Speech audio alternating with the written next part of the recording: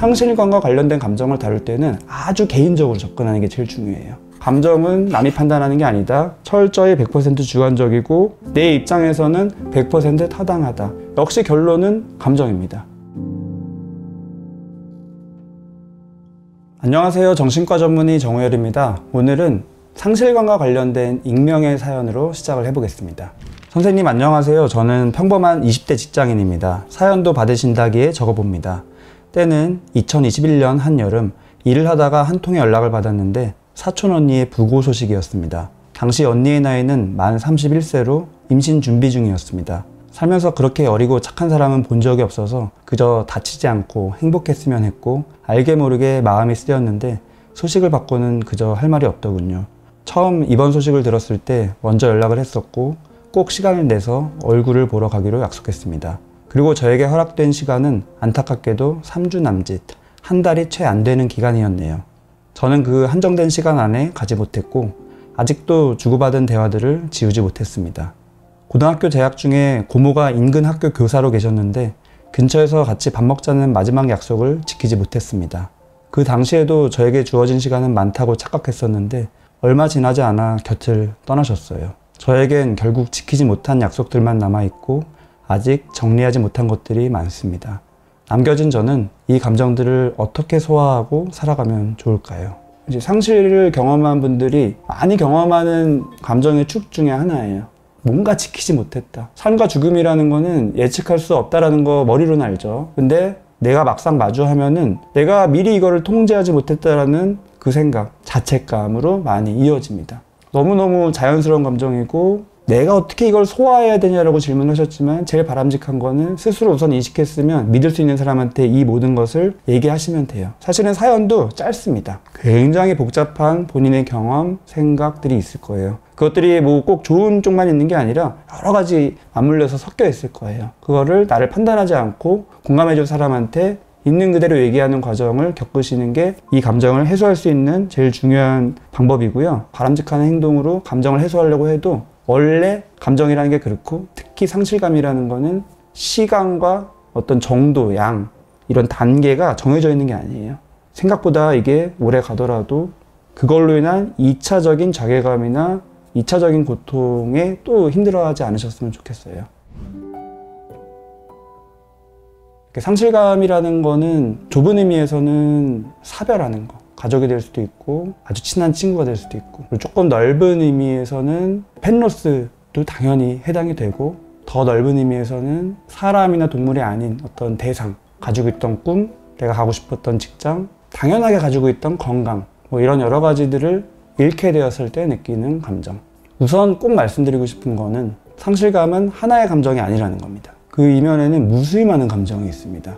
우선은 슬프고 우울하고 속상하고 이런 감정이 떠오르겠지만 그것만 있는 게 아니라 화도 나고 분노도 일어나고 자책감도 들고 죄책감도 들고 공허해지기도 하고 외로워지기도 하고 또는 무서워지기도 하고 이 이외에도 무수히 많은 감정들이 있습니다. 전통적으로는 애도 반응이라고 하죠. 우리가 누군가를 잃었을 때 크게 두 갈래가 있다. 정상적인 자연스러운 반응은 애도 반응이다. 당연히 슬프고 속상하고 뭐 이런 여러 가지 감정들 자체 너무 자연스럽다, 문제없다. 이게 이제 애도 반응이고요.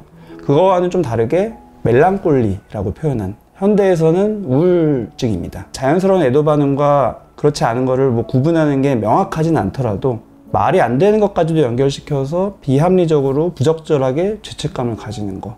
내 존재 자체가 문제야. 이런 식으로 되기도 하고 그 사람을 따라서 나도 가야 돼 라는 이런 죽음에 대한 생각에 막 몰입되기도 하고, 많은 분들이 그 애도 반응의 이면에 있는 상실감을 어떻게 해야 될지를 모르겠는 그런 경우가 너무 많고요. 이렇게 됐었을 때 또 비정상적인 반응인 우울증으로 이어지기가 쉽다는 거예요.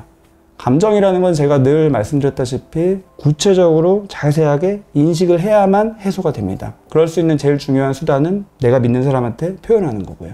요즘에 특히 젊은 분들이 펫로스를 겪는 분들이 되게 많은데 어른에게 상처받는 경우를 되게 많이 저는 듣는 것 같아요. 내 경험했는데 난 너 같지 않았어. 나도 다 알아. 너는 멘탈이 약하다. 뭐 시간이 해결해 줄 거야. 이런 모든 말들 사실은 상처가 돼요. 감정 자체를 받아주는 것보다는 빨리 이걸 어떻게 해결해주고 이렇게 푸시하는 느낌의 조언을 해주는 경우가 되게 많거든요. 그게 악의는 아니지만 듣는 사람 입장에서는 상처가 돼요. 심리적으로 봐도 바람직한 감정 해소는 아니고 바람직한 상실감 해결은 아닙니다. 섣불리 조언하고 공감하려는 태도보다는 들어주는 태도를 말하는 게 오히려 상실감 회복에 중요하다는 얘기를 꼭 드리고 싶고요. 자연스러운 애도 반응으로 전통적으로 제일 많이 알려진 단계가 있거든요. 처음에는 부정이 일어난다. 그 현실을 부정하고, 그 다음에 뭐 분노, 화가 난다. 타협, 내가 이렇게 할 테니까 다시 살려달라. 뭐 이런 식으로. 그런 것도 안 되는 걸 깨닫고 우울해지고. 마지막 단계에서야 비로소 이 모든 복잡한 감정을 수용하고 받아들이고, 이런 단계가 있다라고 하는데 문제는 일관적이지 않아요. 절대로. 이것 갔다가 다시 왔다 갔다 하기도 하고요. 전혀 다른 감정이 되기도 하고요. 순서가 바뀌기도 하고요. 그래서 그냥 하나의 개념을 설명했을 뿐이지 이 단계가 절대로 다 통하는 것은 아닙니다. 그만큼 상실감과 관련된 감정을 다룰 때는 아주 개인적으로 접근하는 게 제일 중요해요. 이 정도면은 몇 달이면은 그래도 회복되던데 너는 왜 아직도 이러고 있냐? 이런 말을 할 수가 없는 거예요. 하면 안 되고. 개인마다 다 달라서. 실제로 상실감과 관련된 애도 반응도 정해진 기간이 없어요. 몇 달이 될 수도 있고 몇 년이 될 수도 있습니다. 그 감정 자체는 너무 자연스러운 거예요.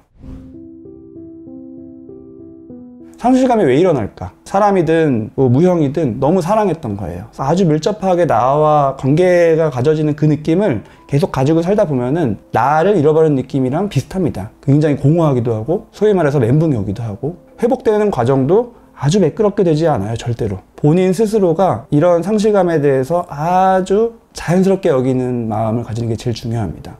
연인 사이에서 헤어지는 것도 상실감이 크죠. 물론 절대 가볍지 않습니다. 연인이랑 헤어졌을 때 이 감정을 어떻게 하면 빨리 벗어날 수 있을까? 1번, 내 친한 사람들한테 그 옛 연인에 대해서 좋았던 감정들 위주로 막 털어놓는다. 2번, 나쁜 사람이라고 매도하면서 나쁜 감정을 막 털어놓는다. 네, 논센스입니다. 3번입니다.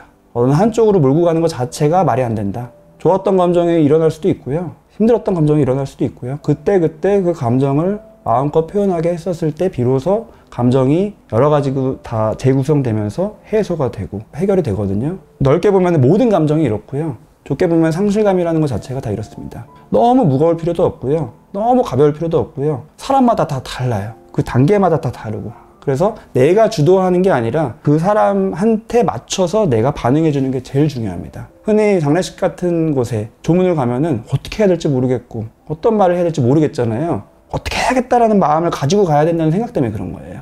리액션을 하려는 마음으로 가야 됩니다. 그래서 가서 지금 어떤지 생각보다 되게 슬퍼할 수도 있고 오히려 슬픈 기간이 좀 지날 수도 있고 왔다 갔다 하고 있을 수도 있고 모르는 거예요. 그리고 관계에 따라서 지금 상황에 따라서 다 다르고 아무 생각이 없던 사람도 어떠냐라는 말을 들었을 때 비로소 자기 감정을 들여다보고 생각을 해보고 표현을 해보고 그러면은 거기서 또 중요한 2번은 나도 옛날에 겪었는데 뭐 시간 지나면 해결되더라 이런 게 아니에요. 조언은 금지. 그 감정을 계속 들어야 돼요. 과거의 생각들이 또 막 여러 가지로 떠오를 수도 있어요. 좋았던 게요, 슬펐던 게요. 그 모든 게 다 괜찮고요, 자연스럽고 그거를 말하면 그냥 들어주고 그랬구나. 억지로 좋은 사람이었어 라고 끌고 갈 필요도 없고요. 억지로 나쁜 사람이었어, 잘 갔어 이렇게 끌고 갈 필요도 없고요. 그 사람에 맞춰서 반응해 주는 거, 이거를 해주는 게 제일 중요한 상실감에 대한 반응입니다. 상실감은 특히나 더 어려워 보이고 그렇기 때문에 더 긴장하고 어떻게 해야 될지 모르겠고 그러니까 오히려 자꾸 회피를 하게 돼요.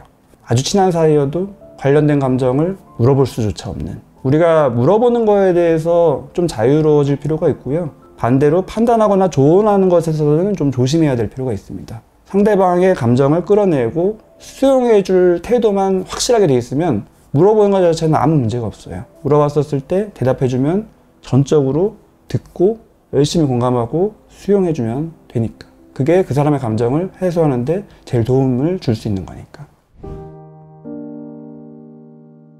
어떻게 보면은 예전 분들은 상황적으로 더 힘들었을 것 같은데 감정적으로는 별로 안 힘들었던 것처럼 보이고 자기들도 그렇게 얘기하고, 지금 젊은 세대는 너무 멘탈이 약하다, 뭐 그런 거 가지고 이렇게 힘들어하냐, 먹고 살기 바빠서 그럴 겨를이 없었다, 뭐 이런 여러 가지 말들을 하거든요. 뭐가 맞는 걸까요? 감정이라는 거는 특이한 부분이 있는데요. 내가 이거를 있는 그대로 인식해야지만 제대로 해결되는 게 맞지만 정말 많은 분들이 임기응변으로 회피하는 식으로 해결을 해요. 그리고 문화적으로 내가 감정에 집중하지 못하게끔 만드는 여러 가지 장치들이 있었던 시대들이 꽤 오래 있었습니다. 뭐 종교일 수도 있고요. 전통 문화일 수도 있고요. 가족 중심의 어떤 집단주의 이런 걸 수도 있고요. 그래서 나의 개인의 어떤 감정에 집중하지 않도록 만드는 장치들, 도움되는 느낌을 받았죠. 하지만 그게 바람직하다고 볼 수는 절대로 없습니다. 왜냐하면 그만큼 감정 자체를 외면하는 거라서. 근데 요즘에는 개인한테 점점 집중되는, 어떻게 보면 그게 심리적으로는 바람직한 부분이 분명히 있거든요. 개인한테 집중해야지 제대로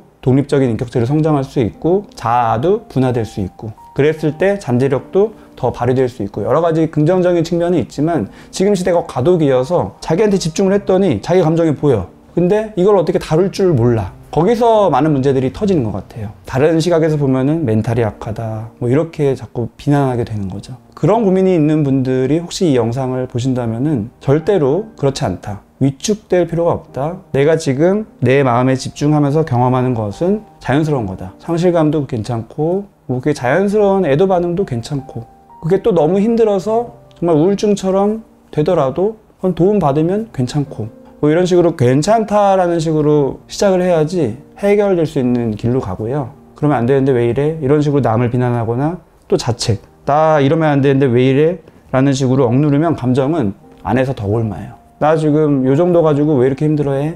우리 반려동물 떠났다고 왜 아직까지 이렇게 몇 년이 지나도 힘들어해? 이렇게 손가락질하고 비난하면 더 커지고요. 그럴 수 있어. 스스로를 대하고 다른 사람한테도 그럴 수 있어. 어떻게 힘드니? 더 물어볼 수 있고, 이런 문화가 됐었을 때 감정이 제대로 해소돼요. 그래야지 앞으로 나아갈 수 있습니다. 그래서 저는 요즘 시대에 정신과 의사로 살고 있는데 제가 이런 부분에서 할 역할이 있다고 생각을 합니다. 그래서 유튜브를 하고 있고요. 오늘 상실 강화 관련된 주제로 지금 말씀드리고 있는데, 역시 결론은 감정입니다. 감정은 남이 판단하는 게 아니다. 철저히 100% 주관적이고 내 입장에서는 100% 타당하다. 다른 사람을 대할 때도 억지로 조언하거나 판단하거나 밀고 가려고 하지 말고 있는 그대로 수용해주는 게 옆에서 됐었을 때 그 사람이 감정이 제대로 해소될 수 있다. 이런 식으로 요약을 하면 될 것 같습니다. 도움이 되셨으면 구독과 좋아요, 댓글, 알림 설정 부탁드리고요. 저는 다음에 더 좋은 영상으로 찾아뵙도록 하겠습니다. 시청해주셔서 감사합니다.